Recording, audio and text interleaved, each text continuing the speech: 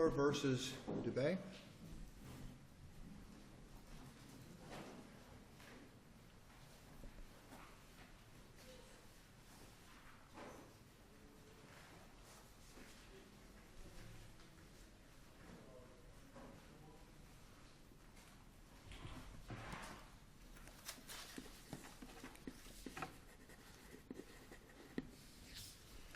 May it please the court? Sure. My name is Jeff Fuller. I am the appellant in this matter, and I'd like to save 3 minutes for rebuttal.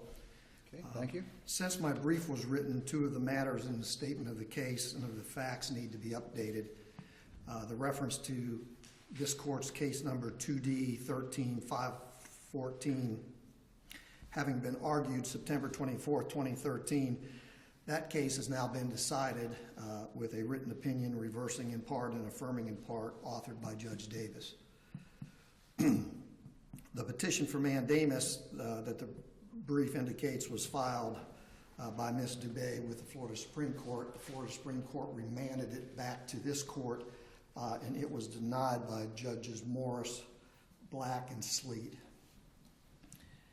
As concerns this appeal, a hearing was held May 20th, 2013, which heard Ms. Dubé's motion for contempt, enforcement of contempt, and disbursement of arrearages.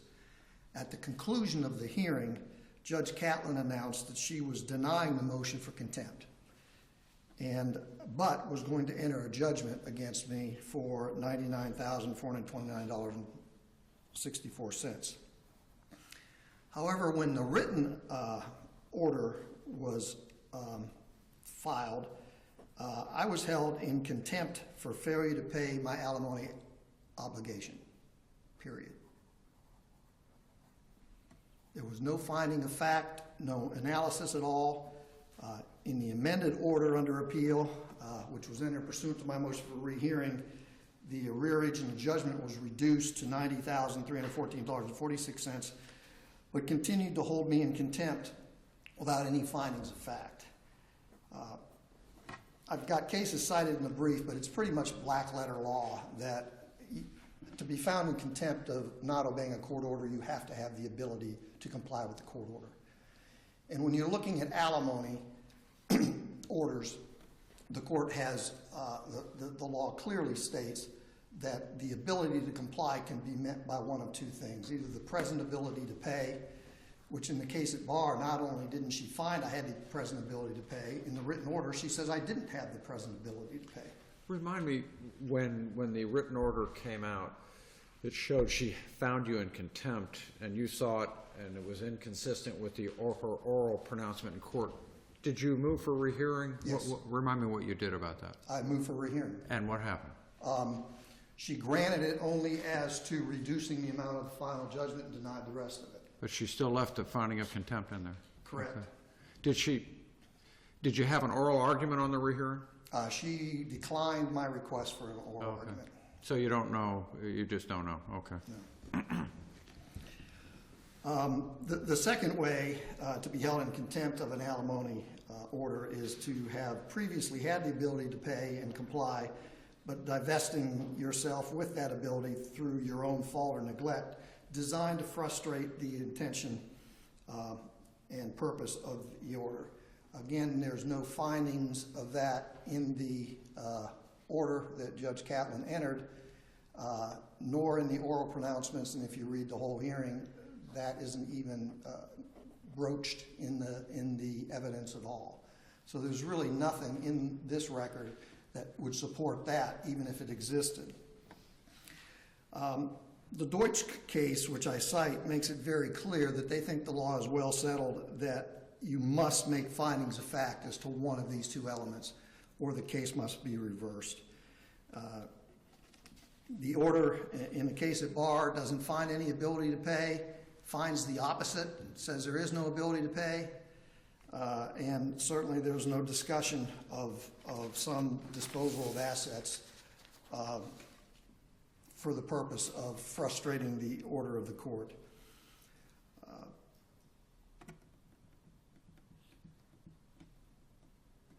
There was discussion at the hearing in light of the request that I be incarcerated about that there was no ability to pay, and the judge correctly recognized that for incarceration, there has to be a present ability to pay. The previous ability, although you can be sanctioned otherwise, you can't be incarcerated. So those are two different standards.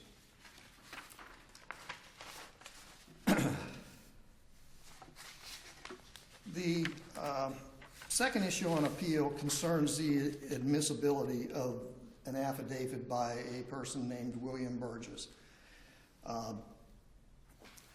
There was a conflict in the evidence before Judge Catlin as to what the amount of arrearage was. My testimony was it was $73,926.56.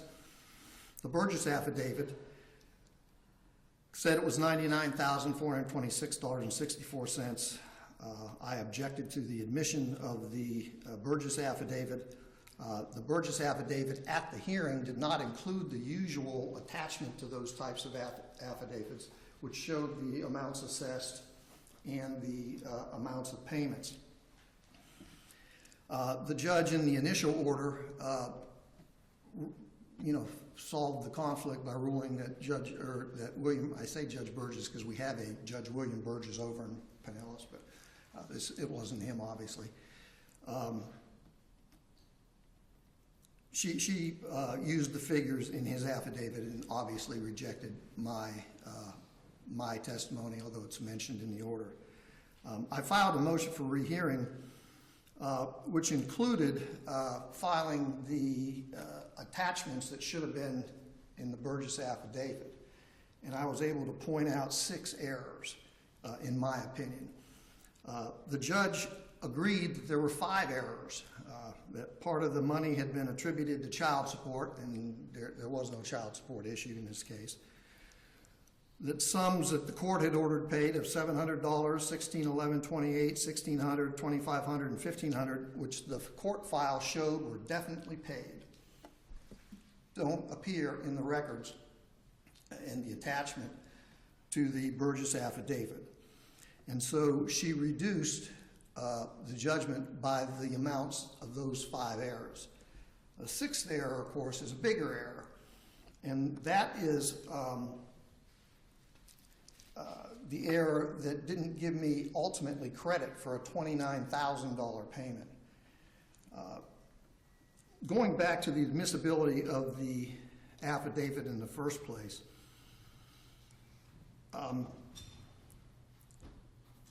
Mr. Burgess purports in the affidavit to be a deputy clerk of Ken Burke, the clerk of court of Pinellas County. And his affidavit is simply reciting what records of the Florida State Disbursement Unit say. So this does not come under 90.902 sub 4 that allows for the admission of state records. This is simply someone's opinion of what state records show. It's further complicated by previously in this case, a similar affidavit was held to not be admissible. Judge Shames in an earlier hearing stated, "I will find it not admissible at this time. I'm going to note for the record that it wasn't received. I don't have any. I don't have any reliability as to a determination of how we figure out what it says, what it means in relation to prior court orders, and neither Mr. Fuller nor you, Mr. Bamus," that was my ex-wife's attorney at the time, "nor I have the ability to question anybody about it." In spite of this, this was admitted and used as the basis for a substantial judgment against me, even though there was never a possibility of cross-examination.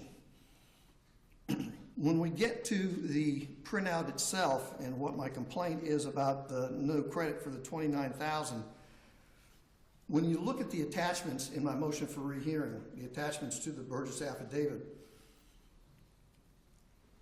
every positive number is something I've been ordered to pay. So the only positive numbers on there are $4,500 and $5.25 administrative fee.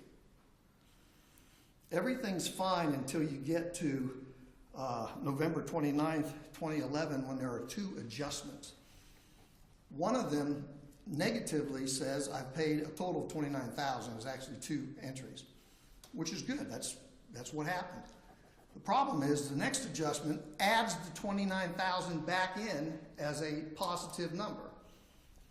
So since that payment was made pursuant to an order that I sell certain assets and pay the money, the people in Tallahassee somehow, I think, interpreted that as being a new obligation rather than a satisfaction of a prior obligation. But when you look at that sheet that's attached to the Burgess affidavit, it's clear. They deducted $29,000, they added $29,000 back. The result is I didn't get credit for the $29,000 that I paid. The last point that I brought up was whether it was proper to enter a final judgment in the first place. That's particularly important because there is a pending motion for modification, which was actually tried April 30th of this year. I have not seen an order from that, but I got an email a couple of days ago from Ms. Dubé that she apparently has seen a copy of it. So whether it's going to come in the mail today, I don't know. But in any event, under the doctrine of relation back, this motion for modification has been pending for 2 years.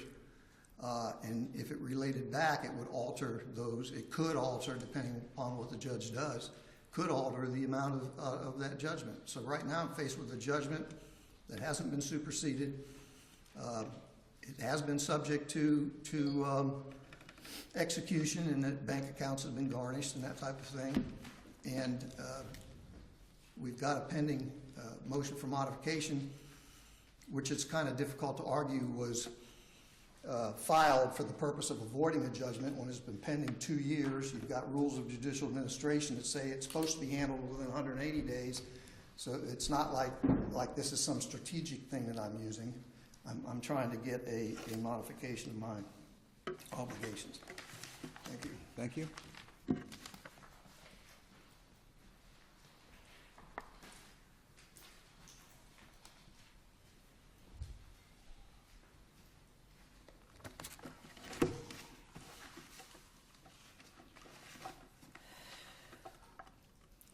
May it please the court, my name is Nancy Dubé. I'm the former wife of respondent Jeff Fuller, attorney. I met him when I was 19, and I was a stay-at-home mom for 28 years, and I've raised 3 children. That was a mutual decision that I would stay home. I'm 59 years old now. I've been only in the workforce 3 years. My net income is $1,300 a month, and I've been in court since 2005, with the exception of 2 years up until now. All I've done is fight for alimony. That was ordered in 2008, and then he filed a petition for modification in 2011, which was denied. He said he was going to appeal. He did not pay pending appeal as ordered, and this appeal court affirmed per curiam, and that was in 2012. And since 2012, I have been in court almost monthly, again, trying to get my alimony obligation paid. I can't survive off the $650 that I make every 2 weeks. I have a 2-year degree. I don't have a skill set. These people have trained me, and right now I'm in jeopardy of losing this job because of the amount of time I've missed from all these incessant court appearances. This is the 4th appeal Mr. Fuller has filed. There's a 5th in the offing. There have been countless appeals on every order and rehearings, all which have been denied. I'd like to address his second point first, if that's all right. The trial court erred in finding the former husband, oops, that's the wrong point, sorry. The trial court erred in admitting into evidence the affidavit, and he's calling it the William Burgess affidavit, and relying upon it to determine the arrearage. Mr. Burgess is a deputy clerk. He works for Ken Burke's office. They're all deputy clerks. They certify arrearages for alimony and for child support. both of those are under the child support umbrella, so it will come back sometimes in my bank account as called child support rather than alimony, but it's all the same, under the same umbrella. The process of filing an arrearage statement in a family case is the norm, and the state disbursement sends their records electronically to Ken Burke's office, and they document the payments and the history. And this has been the process for time immemorial, long before we came along. And now he's questioning the process and saying that this arrearage document couldn't be relied on. The errors that he is pointing to are more judicial differences in opinion as to what a purge is, a purge for contempt. Some of the judges said purges for contempt. We've had 13 judges, although only 4 active. Most were recused because they knew him or he recused him, this has been going on forever. This case is, every aspect has been litigated basically, I think, to harass me. But the point is that the judges differ on their opinion as to whether a purge is alimony or not alimony. And that's what the errors that he's calling errors are. And they have been repaired. It's in his benefit. He claims he didn't get the new order. We were just in trial April 30th. I guarantee you if I got the order, he got the order, and it was dated. That's all happened since the order Correct. before us. But So we don't need to go into that. Let me ask you, he suggested that the records are erroneous in failing to give him the credit for the $29,000 he paid. He said it gave it credit, then it turned around and inserted a new obligation for that amount. Tell us what your position is on whether that $29,000 is or is not properly credited. Yes, Your Honor. This has been discussed before with the third judge, Judge Minkoff. Well, this judge included that amount in her final judgment. Right. And He's questioning whether he got his credit or not. he did. The original $29,000 was a remaining balance after that $29,000 was paid. So it just happened to be coincidental that They there were was the same amount. $29,000. So it was $58,000 owed. Correct. He paid 29, and 29 were left. That's exactly it. It was 50-something thousand, and he paid the 29. 29 was left, and that's been accrued upon, added to over the years. Although, like you said, this has just been adjudicated. It makes this moot because the errors that he is claiming have been rectified in his benefit. They have gone back and done exactly what he's asked. They have given him credit for those purge amounts. And so I asked him to not appear today. I wanted to dismiss this because to me it's moot. He already has achieved what he wanted. And I can read it to you. There is a new arrearage amount that stems from what he does owe me, and it has been decreased by over $17,000. And those are the figures that added up to what he, aside from that 29, I think, to what he was complaining about. So there is no argument there. I mean, that particular affidavit of arrearages has been repaired to his benefit. As far as relying on an arrearage affidavit, that's the norm. I had a lawyer a long time ago at the beginning of this, and he always went down and got the arrearage affidavit and presented it in court with the payment history. That's to protect me as well as to protect him. So the arrearage is not, the arrearage statement and arrearage affidavit is certified by the court, by the clerk's office.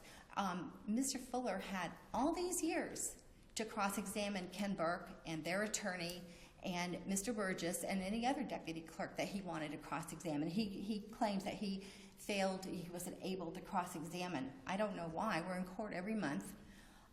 He's paid for court reporters. He has fees for filing all these appeals and paying the court reporters and paying for the record.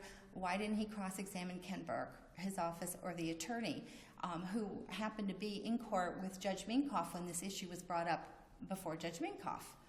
So he has had ample opportunity, he's had years to discuss with those people and cross-examine, take depositions and whatever, and he's chosen not to because he knows the process is correct and it's in place. These people are certified, they certify the copy. There's nothing nefarious about it. It's a way of documenting the payments that he makes and the money he owes me. I certainly wouldn't do it any other way. So that was his second point. Can I ask you a question? Yes, sir. The Your Honor. Judge Catlin's order, amended order, does in fact hold Mr. Fuller in contempt, and you heard his argument that her oral pronouncement did not. Is that the way you recall it? I have to refer back. I'm sorry. He was held in contempt, but I can't remember the. Well, his position was at the hearing orally, she didn't hold him in contempt, and he was surprised when her order came out, finding him in contempt. He says that the two things were inconsistent. I have seen over the years judges say one thing and it's not in the order, or say Well, that doesn't help me with this issue. I know. Do you not remember? I only remember that he was held in contempt, that there was competent, substantial evidence, that he had not provided discovery since July 2013. So I wanted him incarcerated because I'm living hand to mouth, and I've had to borrow from friends. I've lived a nightmare since 2005. But Was there a transcript of the hearing made? Which one? The one that he was found in contempt. He either was or was not found in contempt at the hearing, but was found in contempt at the order. I think he has a transcript. I don't have a Was transcript. it there? Okay. I think there was a You transcript. think there was a court reporter there? Yes, there's been a court So a reporter court at all but report, the a first one. transcript would show us whether she actually used the words "I find you in contempt" or she didn't use those words at the hearing. Yeah, I didn't bring that order with me. No, I'm not talking Yeah, about I have the order in front of me. I know what the order we're says, talking about yeah. the judge. The Oh, judge the sits there in the transcript. courtroom and says, "A, B, C, and D, and I find you in contempt," or just says A, B, C, and D. Then she enters an order, and in the order she uses the word contempt. What we're getting at is, did she say contempt in the courtroom, or did she just include it in the order? I honestly do not remember. I Okay. remember she said I didn't have the documentation I needed to prove a purge for incarceration. She specifically said she wasn't going to incarcerate him. Correct. That's the only thing that I remember. But she held him in contempt because I hadn't had any alimony. But there was a court reporter there. Yes, Your Honor, yes.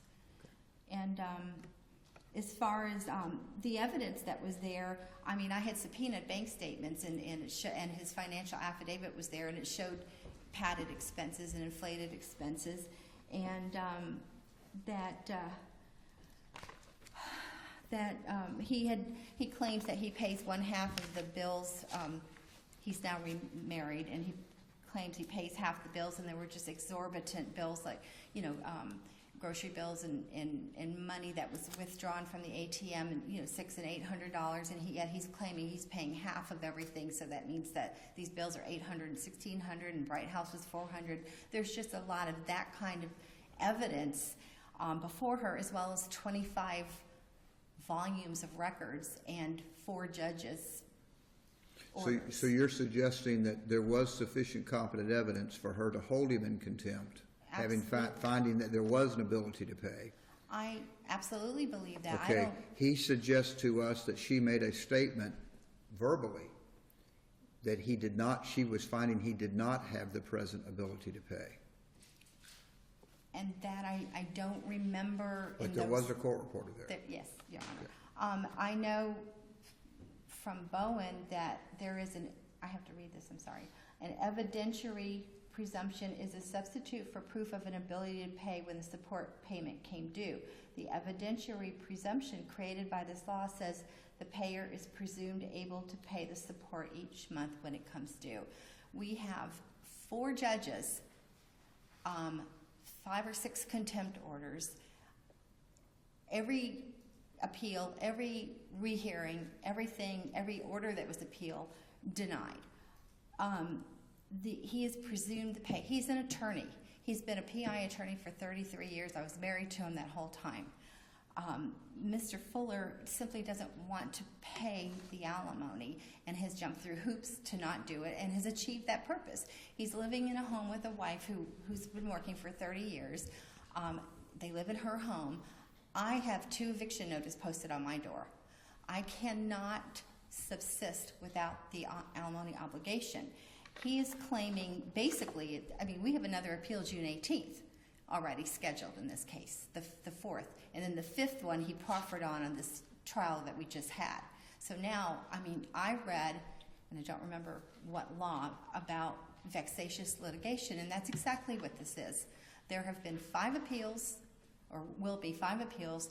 There have been 3 petitions for modification. He is claiming that there's a long pending modification from 2012. That was denied. She denied that pending 2012 and said it was legally insufficient. And then he refiled his 3rd in 2013, and that's the one we just went to trial on. There's no pending long-term petition for modification because it was denied. So it doesn't exist. She told him it was legally insufficient and to refile, which he did. So that's fiction. That's not even true. And again, dealt with already. Not only has he had a reduction in his arrearage, but they have now reduced the alimony that I wasn't getting to start with.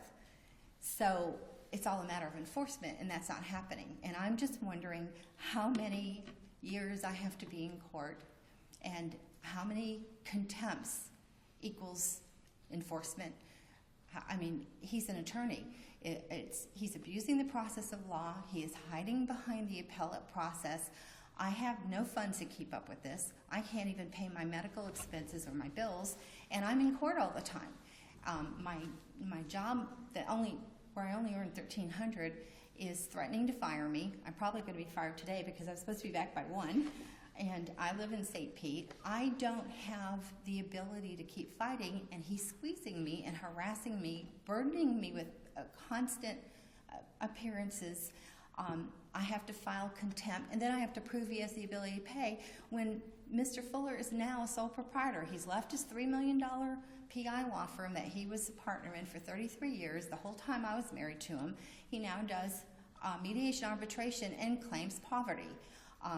If you read her present order, she finds that even... Okay, we can't go into that. I'm sorry. That's happened after this Okay, order. but so the third point, his third point was that the trial court, basically his second and third point are the same thing. The trial court erred in admitting into evidence the affidavit of William Burgess and relying upon it. And his third point is the trial court erred in entering a money judgment against him. Mr. Fuller not only doesn't want to pay alimony, he doesn't want to pay the arrearage. He wants to just have this nice life where he's living high, not paying anything, has a second wife's income that aids him in the ability to pay. When 2 people marry for a second time, they go into it knowing with a long-term marriage like we have that there is a certain amount of obligation. I am not trying to live large. I'm just trying to not be evicted. I have moved 4 times over the last few years. Okay, we need to stick with what the issue Okay, here is. well, the There were issue 3, is, and why your shouldn't he- situation is not one of the 3. And we have read that in your brief. We've read that. We know We've all your been through these circumstances. cases. We Okay, I understand. just want you to know that, okay? Okay, well, the trial court, he claims, errs in entering a money judgment against him, and I don't understand why, if you owe an... Well, here's the issue. The judgment was for arrearage, and that arrearage would be up to current date. He says he had a motion for modification pending, and if that were granted, it would relate back to the date the petition was filed. So there's a period in here that's overlapping between the judgment to date and the portion that might relate back. And he was suggesting the trial court erred in entering a judgment to date when there was pending an issue as to whether those last few months were or were not an appropriate amount. Now, you've told us today that the 2012 motion was dismissed. Mm-hmm. That's your argument then, that any relation back would only go to when he refiled, And that was, you said, was in 2013, right? Now, that's what I think, but That's as a okay, matter, and that's what we're gonna have to look at the record to see what the record shows. but you don't want the new record, but she did make it go back to 2012, so I'm doing a motion for rehearing because I think that's an error, but Okay, I so- don't know. so, okay, so But let's, what you're talking about is the arrearage was up through June. It wasn't from June, it was up through June of what year? 2012. The There's a new, arrearage was only up to June of 2000. that's when she awarded That's the what money that's what- judgment. Okay, the money judgment is for up to June of 2012. Right, and then since then, he just keeps accruing additional arrearages. Okay. So, okay, so that approaches that issue, then that helps us okay, on but that issue. but it has been reduced. He has, Okay, you know. well, what's happened, if the money judgment only goes to June of 2012, then what she has done to the amount since 2012 really won't affect that money judgment. Okay, I'm, you know as well as I do, I don't really understand Okay. all this, but, Okay, very fine. I guess, I just wanted to, trying to see, there's so many of them, I'm starting to get them all mixed up together, but, he is not the one who is, first of all, there's no accountability, it seems to me, and he's not the one that's facing an eviction, I am. And it's monthly, and it has been monthly since 2010, and that is relevant because I can't live like this anymore. I'm ill now, and I can't pay medical bills. If I lose my job, I'm on welfare. And I don't want to be on welfare. If there had been any good faith effort to at least pay the rent, I have begged Mr. Fuller to help me to pay just the rent or send me money for Christmas, and there's nothing. Okay, ma'am, and again, I'm sorry, Your these Honor. issues, we really are not germane to whether the trial judge erred in entering the money judgment or in finding him in contempt. Okay, and I'm going to say that she did not err. I don't believe that judges pull things out of their hats, that they're informed, that they have judicial discretion, that they have the record before them, that I don't think they can simply eliminate years of what the other judges have found. And the same storyline is throughout all of this, and basically it's, I'm not going to pay alimony. Okay, and you've used your 20 minutes. Thank you. Thank you.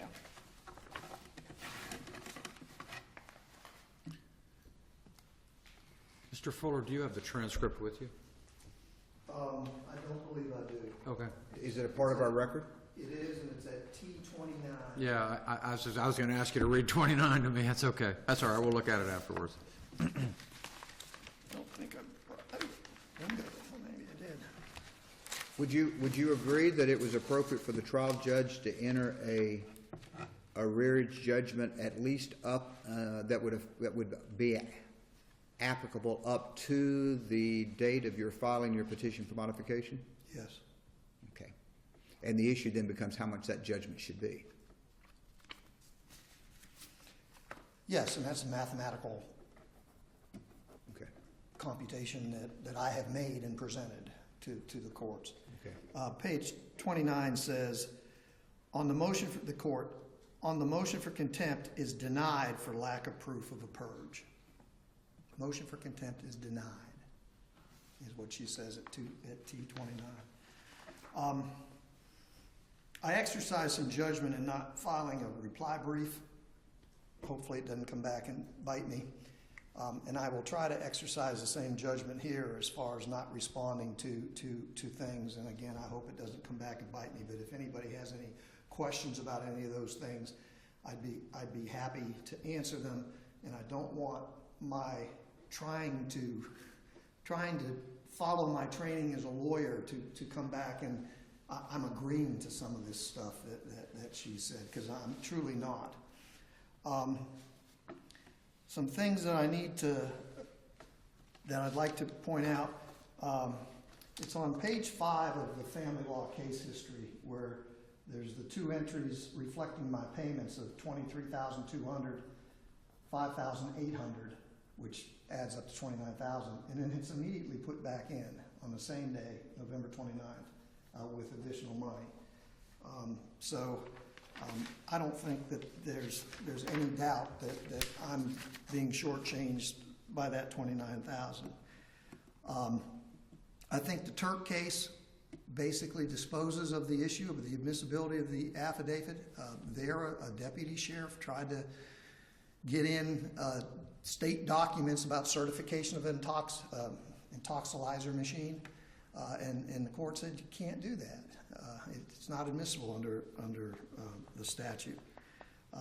Just because it's done a lot, as we've seen in the mortgage foreclosure arena in the robo-signing, just because affidavits were accepted for 100 years, doesn't mean they had any evidentiary basis and they're no longer accepted statewide with the mortgage foreclosures where the banks were filing affidavits and those types of things. You've discussed the $29,000 that you didn't get credit for, but you've raised other amounts which you really haven't mentioned here. So are you moving from the $700 to $1,1128, the $1,600 to $2,500 to $1,500? She gave me those. The She 90,000 reduced it from reflects it. 99 down to 990. Okay. So she agreed. I pointed out 6 errors. She agreed Okay. there were 5 errors. Okay, yeah, that's what you said. Okay, so it's only the 29 that we're focused on. Okay. And You have to wrap it up because you're 3 okay, minutes. just for clarification, the 2012 was dismissed with leave to amend. So under the doctrine of relation back, it relates back to the 2012. And just one last thing about, I'm painted as being vexatious, but my appeals to this court, I won the first appeal that she filed in 2008, and then I lost one that was PCA. Since then, I've got a reversal. I've had this court stop a hearing that I asked the court to stop. I've had this court agree with me that a judge lacked jurisdiction to do something that they did. I've won the petition for mandamus. It's not like I'm using this court for anything other than its proper use, and that is review. I am not using this court as a weapon for delay. Thank you very much. Thank you both. We'll stand in.